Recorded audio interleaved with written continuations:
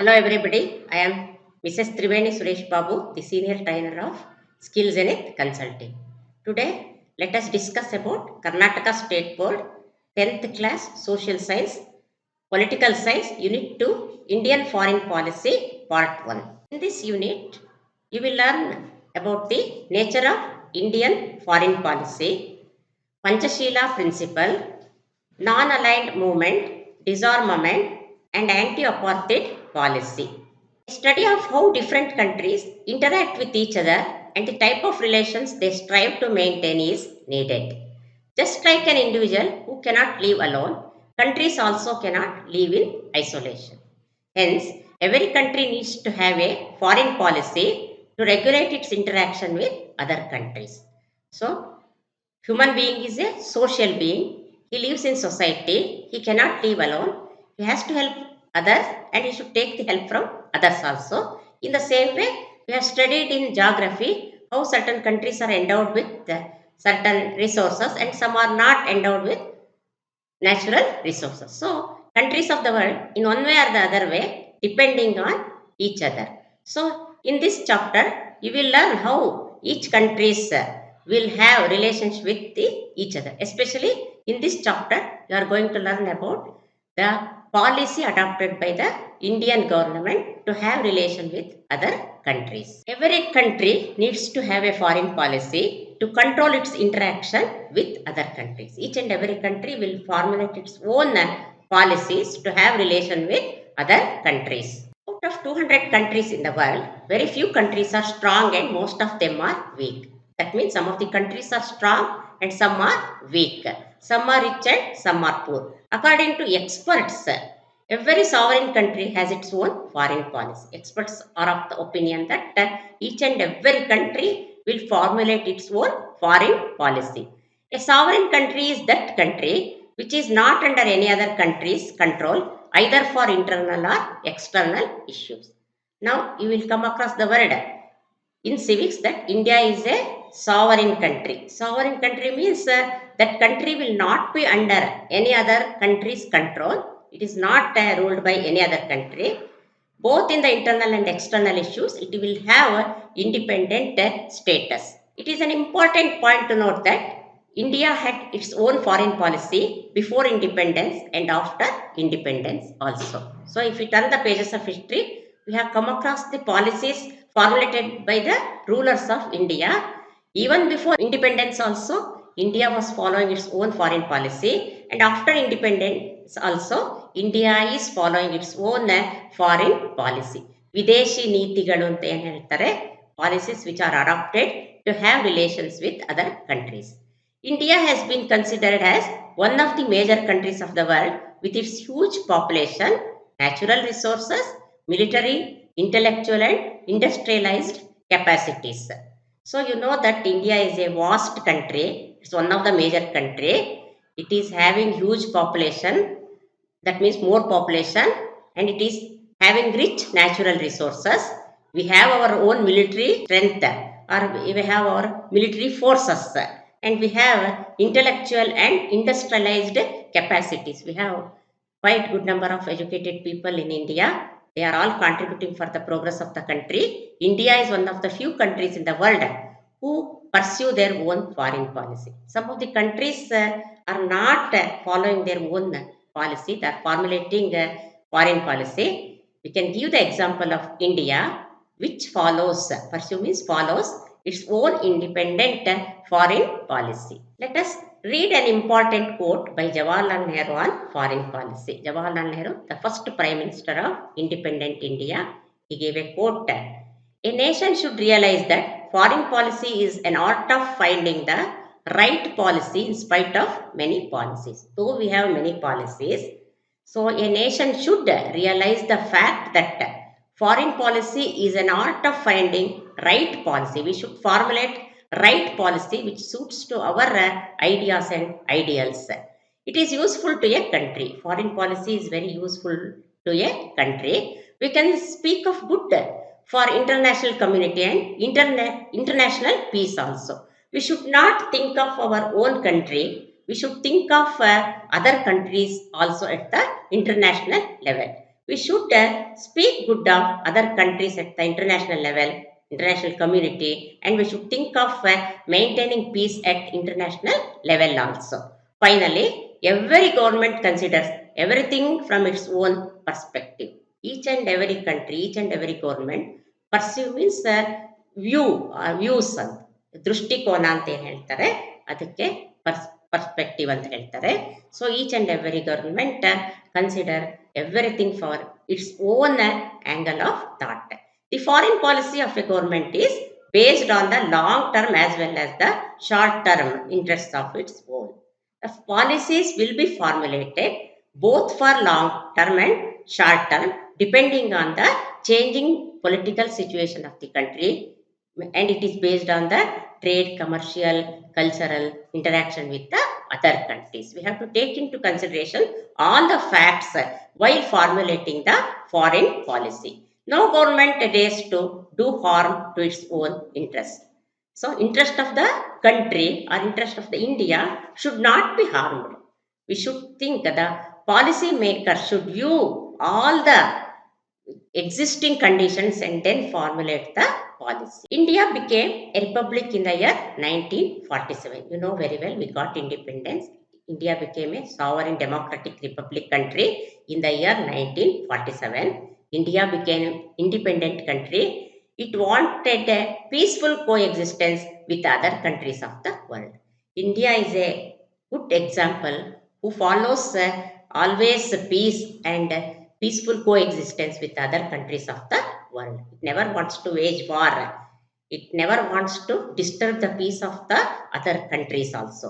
The major aims of Indian foreign policies are. Now, let us discuss about the aims of India's foreign policy. First one is national security. While formulating the foreign policy, we should think of the safety and security of the nation, enriching the national economy. So, while formulating the policy, we have to think about the progress of the nation, how best we can make use of the foreign policy to make the country economy rich, spreading the cultural richness of our country in other countries. Foreign policy is not only formulated to have trade and commercial relations with other countries, it also aims at having good cultural contact with other countries. India wants to spread its cultural richness in the other countries of the world. You will come across many Indian artists will go to other countries to exhibit their talent. By increasing the number friendly countries and check the power of enemy countries. So India will try to increase the number of friendly countries. That means India wants to have good relationship with more and more countries of the world. Almost all the majority of the countries in the world are friends to India. So it will check the power of enemy countries. Here and there enemy countries are also there, but less number of enemy countries are there for India. So it will increase the friendly relation with the more number of countries, and it will control the power of enemy countries or check the enemy countries. Achieving world peace and coexistence. Here, while formulating the foreign policy, we should aim at achieving world peace. ಇಡೀ ಜಾಗತಿಕ ಪ್ರಪಂಚದಲ್ಲಿಯೇ ಒಂದು ಶಾಂತಿ ಸಮಾಧಾನ ಇರಬೇಕು. ಅದಕ್ಕೋಸ್ಕರ foreign policy is formulated by taking into consideration world peace and coexistence. Live and let live policy. We should also live and others also let live. Live and let live policy. ನಾವು ಚೆನ್ನಾಗಿದ್ದು peaceful ಆಗಿ we should allow other countries also to live in peace. In radio speech on September 7th, 1946, Jawaharlal Nehru outlined the foreign policy of India. Outlined andre gave a summary of foreign policy of India for the first time to the general public. Usually, everything will be discussed among the ministers or in the a committee. Now, for the first time, Jawaharlal Nehru gave a public speech, and even the general public came to know what were the policies included in the foreign policy of India. The speech gave an indication of the foreign relationships India is going to foster with countries like America, Russia and China. So what was the speech involved? It gave a signal, indication means ಸೂಚನೆ ಕೊಡೋದು ಅಂತ. The speech gave an indication of the foreign relationships India is going to foster to make it so progress with it will have a good relationship or improve the relationship with countries like America, Russia, and China. Jawaharlal Nehru, he expressed his opinion of having a good friendly relationship with countries like America, Russia, and China. Jawaharlal Nehru managed the foreign policies of India as an external affairs minister, apart from being the prime minister as well as. He played the role of both the prime minister and external affairs minister. ಅಂದ್ರೆ ವಿದೇಶಿ ವ್ಯವಹಾರ ಸಚಿವ ಅಂತ ಹೇಳ್ತಾರೆ ಕನ್ನಡದಲ್ಲಿ. So this Nehru, he wanted to deal with all the countries of the world, and he expressed his opinion as how the good policies can have good relation with the other countries of the world. He made the policies public, and hence many a times the foreign policy of India is also called as foreign policy of Nehru. Why means for the first time he took initiative, he formulated the policy, he made the public to know about his opinion, he gave the view, he clearly stated what he wants to do, how he wants to have relationship with the other countries of the world. That is why the foreign policy is called as a foreign policy of Nehru. Why means he took initiative, he was a leader, he formulated the policy, he expressed his opinion. Various international and national issues have influenced the foreign policy of India. So many international and national problems or matters, they have influenced the foreign policy of India. Always there will be influence on foreign policy at the national and international level. Many a time, many changes inside the country will affect the foreign policy, and many changes at the international level also will change the policies of the foreign policy of India. It is influenced by both internal and external powers or the matters. Issues like national interest, geographical interest, political situation, economic interest, military issues, public opinion, international situation, and many other issues have influenced and shaped India's foreign policy. Now, let us know clearly what are the issues included in formulating the foreign policy of India. So many, the people who will formulate the policies have to think from all the angles. ಎಲ್ಲ ದೃಷ್ಟಿಕೋನದಲ್ಲಿ ನೋಡಬೇಕು, ಎಲ್ಲದನ್ನು ದೃಷ್ಟಿಯಲ್ಲಿ ಇಟ್ಕೊಂಡು foreign ಪಾಲಿಸಿನ ಮಾಡಬೇಕು. ನಾವು let us see national interest. What are the interest of India, ಏನಿದೆ ನಮ್ಮ ಸಿಚುವೇಶನ್ ಏನಿದೆ, ನಮ್ಗೆ ಯಾವ ತರ ನೀತಿ ಬೇಕು. ಜಾಗ್ರಫಿಕಲ್ ಇಂಟ್ರೆಸ್ಟ್, ಭೌಗೋಳಿಕ ಪರಿಸರ ಹೇಗಿದೆ, what are the geographical factors which will affect the foreign policy. Political situation, which government is in rule, ಈ ಗೌರ್ಮೆಂಟ್ ಇಂದ ಯಾವ ತರ ನಮ್ಗೆ ಫಾರಿನ್ ಪಾಲಿಸಿ ಮಾಡಕ್ ಸಾಧ್ಯ. Economic interest, we should have trade and commercial relation with other countries, exports imports ಇದೆ, we have to take into consideration those factors also. Military issues, it will also count. Public opinion, while formulating the foreign policy, public opinion is very important in democracy. We have to take the opinion of the public. International situation, andre at the international level, what is the situation, yav country yav tara ide, and many other issues have influenced and shaped India's foreign policy. By taking into consideration all these factors, political, geographical, economic, cultural, public opinion of the people, military factors, all these factors should be taken into consideration, then formulate the foreign policy. It is not an easy job, it's very difficult. Why means we have to look at all angles, then only we can formulate the foreign policy. Now let us discuss about the basic aspects of India's foreign policy. Now what the basic aspects of India's foreign policy are: Panchashila Principles, non-aligned movement, anti-imperialism, anti-apartheid policy, and disarmament. These are the 5 important principles. Many principles are included, but these are the 5 major and important principles of India's foreign policy. Let us learn each of the principles in detail now. First, let us start with Panchashila Principles. What are included in the Panchashila Principles? Though countries have their own social, economic, political, and cultural systems, they have always strived to foster healthy relationship with other countries. We have already discussed all the countries in the world at the international level in one way or the other way depends on each other. You know that we have studied, you have to take into consideration social, economical, political, cultural aspects. Each and every country in the world differs in all these aspects. In spite of that also, they always try to foster, create healthy relationship with other countries, increase the healthy relationship or to have good relationships with the other countries. Based on the similar lines, taking into consideration leave and let live policy, peaceful coexistence and good healthy relationships, in the year 1954, both India and China accepted Panchashila Principles to foster their international relationship, to improve, to increase, to have good relationship. Both India and China signed Panchashila foreign policy in the year 1954. So then Jawaharlal Nehru was the Prime Minister of India and Zhou Enlai was the Prime Minister of China. So these two persons signed an agreement called as Panchashila. Now, what are the principles of Panchashila? So let us discuss about each and every principles. First one, respecting each other's sovereignty and regional interest. Sovereignty means supreme power. Sovereignty, we know the meaning.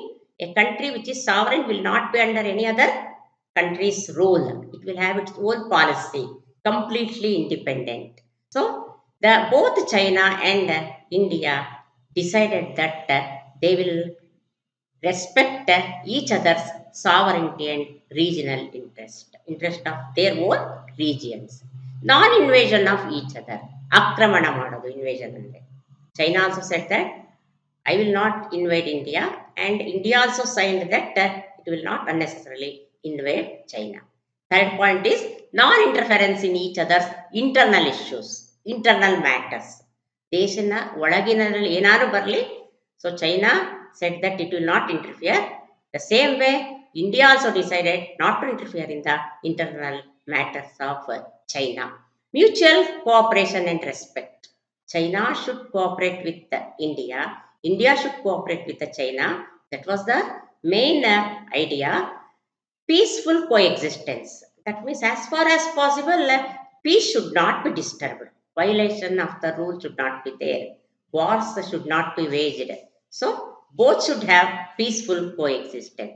Live together in peace at a time is called as peaceful coexistence. These are the basic 5 building blocks of India's foreign policy. When we build a building, ನಾವೇನು ಕೆಳಗಡೆ use ಮಾಡ್ತೀವಿ, blocks ಏನು use ಮಾಡ್ತೀವಿ, ಅದು ಚೆನ್ನಾಗಿದ್ರೆ, strong ಆಗಿದ್ರೆ, the building will be very fine. So we can compare the foreign policy to a fine building that have been built by the fine building blocks of India's foreign policy. So it has followed very good, strong principles. Let us now learn about the second principle, non-aligned movement. So during the world wars, what happened? The world was divided into 2 power blocks. ಶಕ್ತಿಶಾಲಿಯಾಗಿರೋದು. After the end of Second World War, almost all the countries were divided into 2 blocks. The democratic countries were under the hegemony of USA. Hegemony means leadership. Almost all the democratic countries of the world joined USA, and the communist countries joined USSR. That means the whole countries of the world either joined USA or USSR. It was divided into 2 blocks, American bloc and the Russian bloc. Democratic principles supported USA and communist countries supported USSR. In those days, India followed the policy of being non-aligned to either of these blocks. India expressed its opinion very daringly, very courageously. It said that it will not join either the American bloc or the Russian bloc. ತಾಟಸ್ಥ್ಯ ಮನೋಭಾವ ಅಂತ ಹೇಳ್ತಾರೆ. Not supporting either the American bloc or the Russian bloc. Neutral ಆಗಿರೋದಕ್ಕೆ, ಯಾರನ್ನು support ಮಾಡದೇ ಇರೋದಕ್ಕೆ, that is called non alignment policy ಅಂತ ಹೇಳ್ತಾರೆ. It was successful in commanding the faith from both the blocs. It got faith, gained faith from both the American bloc and the Russian bloc. So India did not join either the American bloc or the Russian bloc. It expressed its opinion independently. It secured financial assistance from USA, secured military aid from USSR. It took help from both the countries. It took financial assistance. ಹಣಕಾಸಿನ ಒಂದು ಸಂಬಂಧ ತುಂಬಾ ಚೆನ್ನಾಗಿದೆ U S A ಹತ್ರ. U S A always aided India financially. Financial help ನಮಗೆ U S A ತುಂಬಾ ಮಾಡಿದೆ. And military aid is taken from USSR. USSR is a very strong military country. Latest equipment, so ammunition. So whenever India wanted to have latest technology, ammunitions, it will take help from the Russia. Even during the wars also, we have imported so many ammunitions and explosives from the Russia.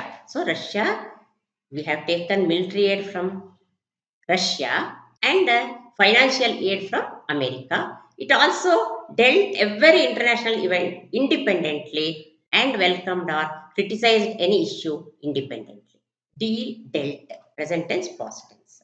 So it always, whenever any international event took place at the international level, India expressed its opinion independently and it welcomed. It also welcomed if any good points are there from many countries, it welcomed, accepted.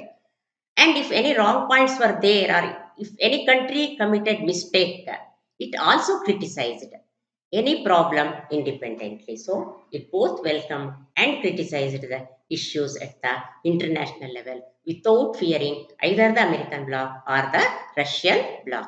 The credit of creating an independent policy of being non-aligned and making it part of the foreign policy goes to India. India is worthy to be appreciated because it always designed independent foreign policy. It did not join either of the bloc. So this is credit goes to India. For the first time, India did not support any bloc. After Nehru, the next coming prime ministers like Lal Bahadur Shastri, Indira Gandhi, they also followed the principle of eye for an eye in foreign policy. Our eye for an eye means how the other countries will interact with the India. India will also interact with other countries in the same manner. It's a peace-loving country. Oh, if friendship is extended, the hands of friendship is extended, or it will welcome.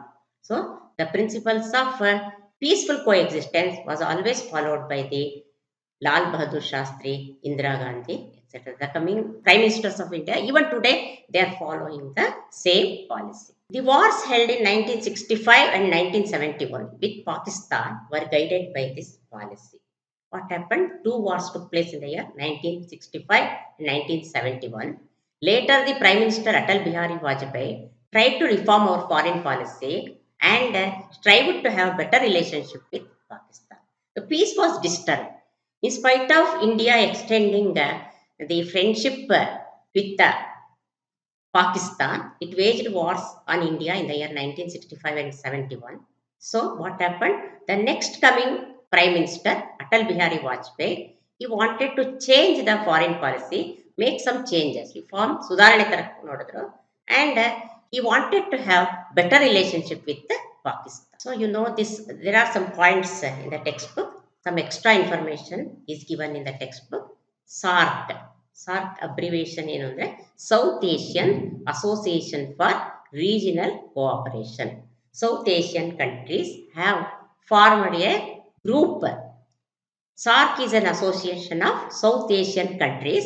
It was founded on December 8th, 1985. It was formed in the year 1985. Now the members of the SARC are India, Sri Lanka, Bhutan, Maldives, Nepal, Pakistan, and Afghanistan.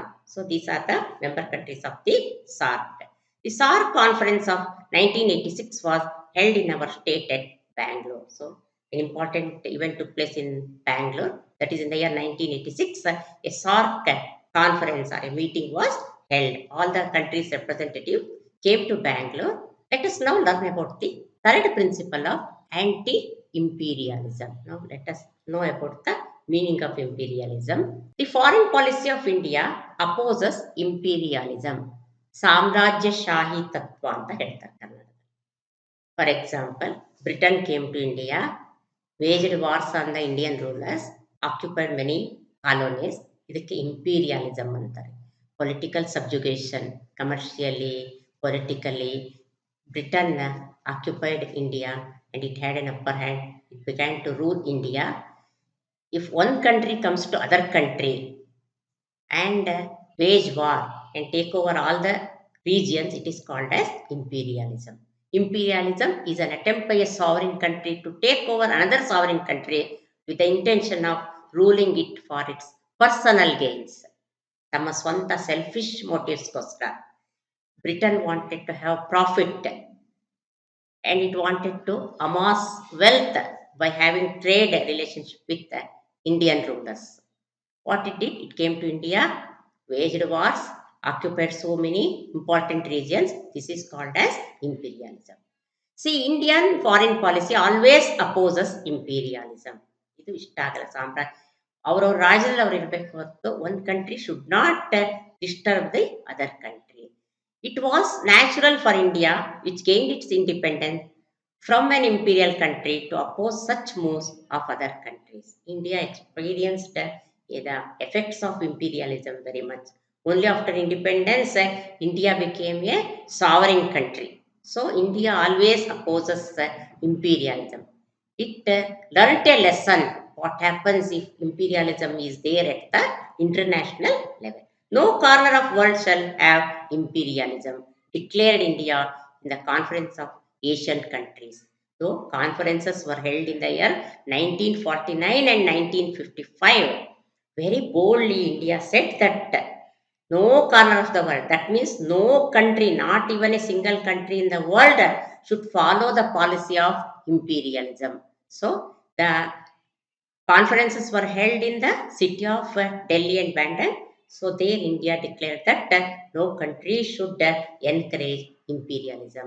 No country in the world should follow imperialism. Let us now learn about the fourth policy, anti-apartheid policy. The difference between the white and the black people. Racial discrimination.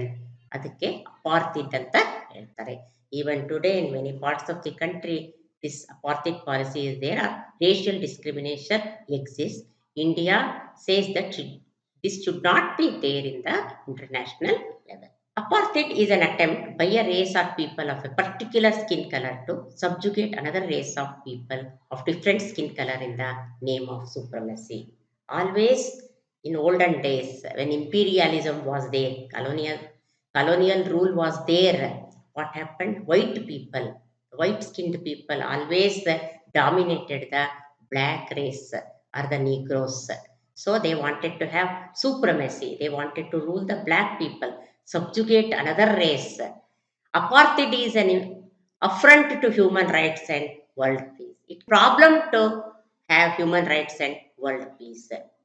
It disturbs the existence of human rights and disturbs the world peace. The foreign policy of India declared that no country of the world shall practice this. Just like imperialism, India also very boldly, courageously declared that no country in the world should follow this apartheid policy. All should be treated equally. No race should be subjugated or dominated. Till recently, the minority white people were ruling the majority black people in South Africa. The apartheid problem was existing in South Africa for a long time. Black people suffered a lot because they were in minority, small number. Black people were in small number, though the white people majority. So till recently, the minority white people were ruling the majority black people in South Africa. So South Africa was a land of black people. So white people from other countries, parts of the world, came there, established their colonies and began to rule them. This happened for a long time. India had declared its support to Nelson Mandela. Nelson Mandela emerged as a very strong leader in South Africa who opposed this racial discrimination. And he formed a party called as African National Congress, ANC anta heltare, who were opposing apartheid in their country. They formed their own association. They even later on, government was also formed So Nelson Mandela is a leader worthy to be noted who fought against apartheid. Even he was sent to jail for so many years, but he did not leave his fight. He always fight for the upliftment of the black people. So this is the picture of Nelson Mandela. Let us learn about the fifth and the last principle of India's foreign policy, that is disarmament.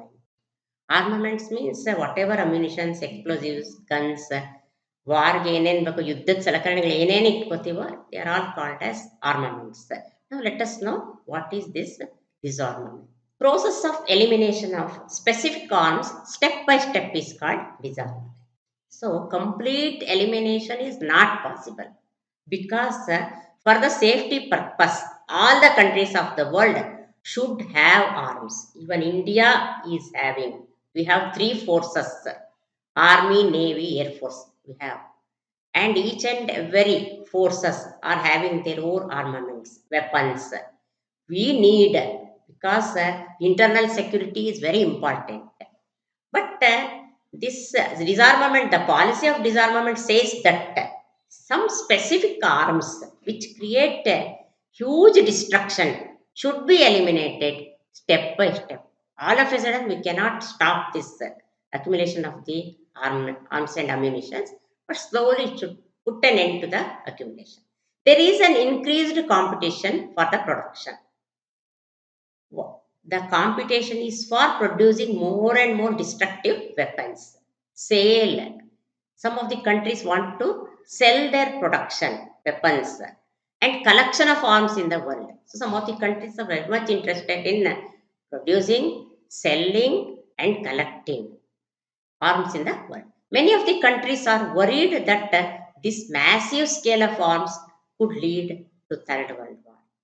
So first and second world war took place 1914 to 1839 to 1945.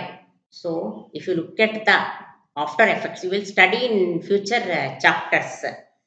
Crores of millions of people died.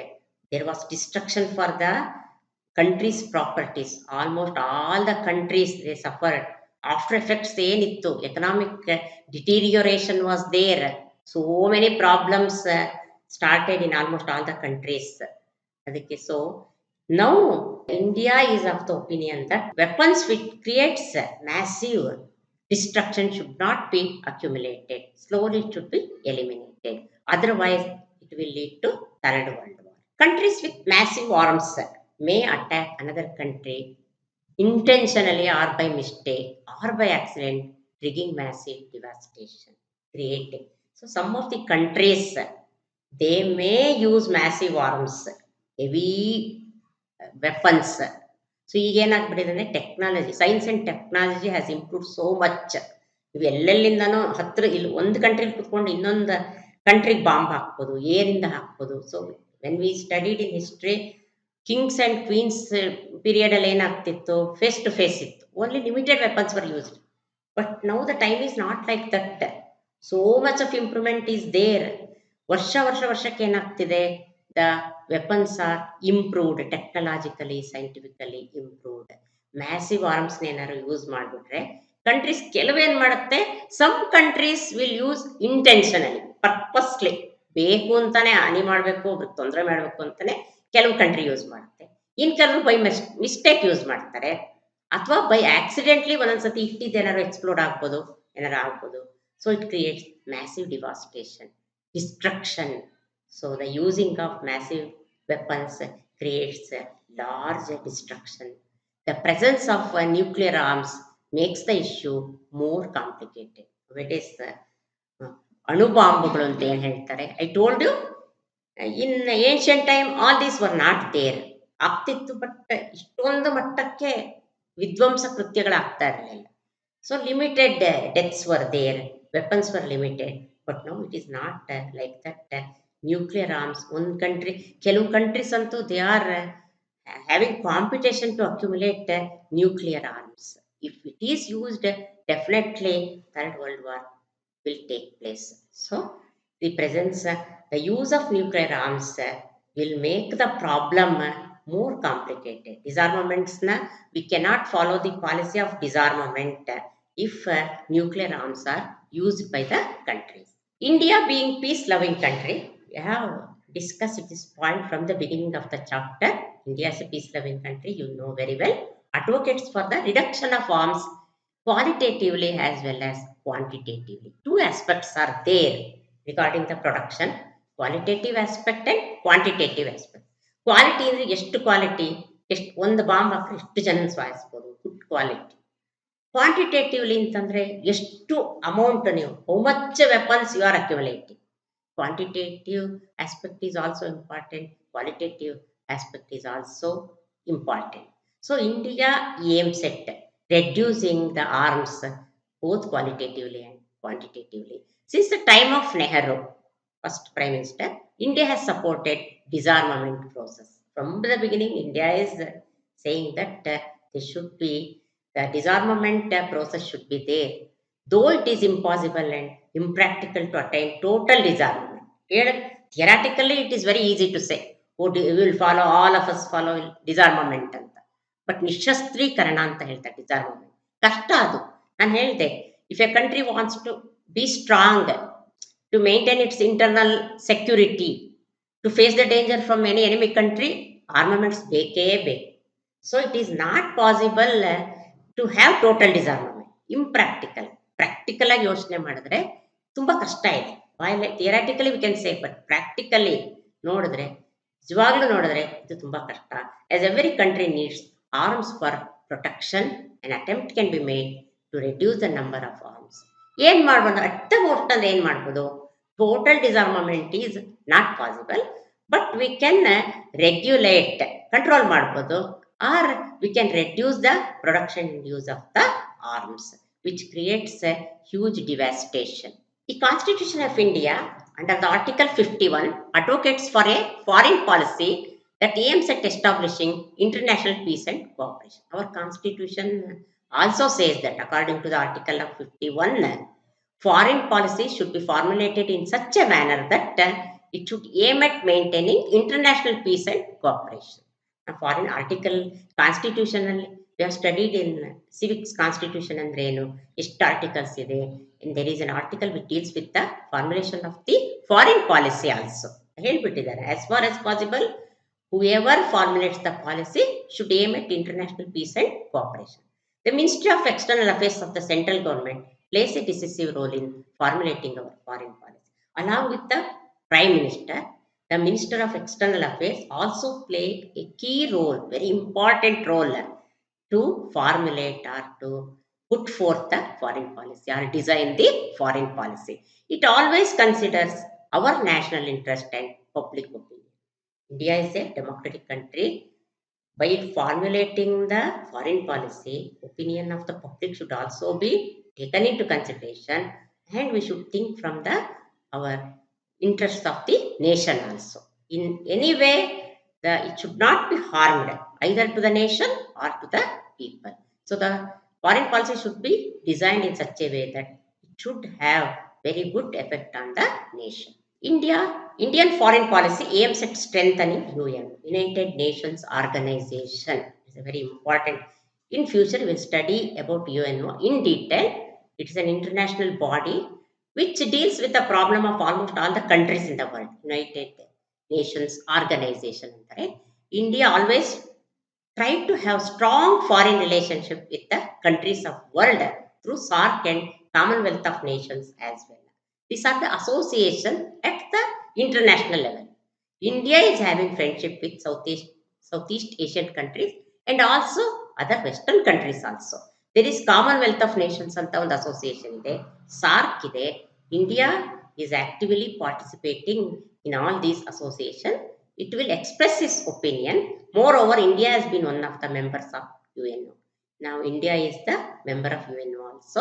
Always it will express its opinion whenever there is problem at the international level. Thanks for watching our video. I hope you have understood the lesson and that you have a clarity on India's foreign policy. Foreign policy in Reno, yatak ಮಾಡ್ತಾರೆ, what are the principles included in the foreign policy. In the next video, I will give you solution to the textbook exercises. Please watch, like and share our video. Give your feedback in the comment section. Subscribe to our channel for more videos. Contact us on the number given for live coaching. Thank you.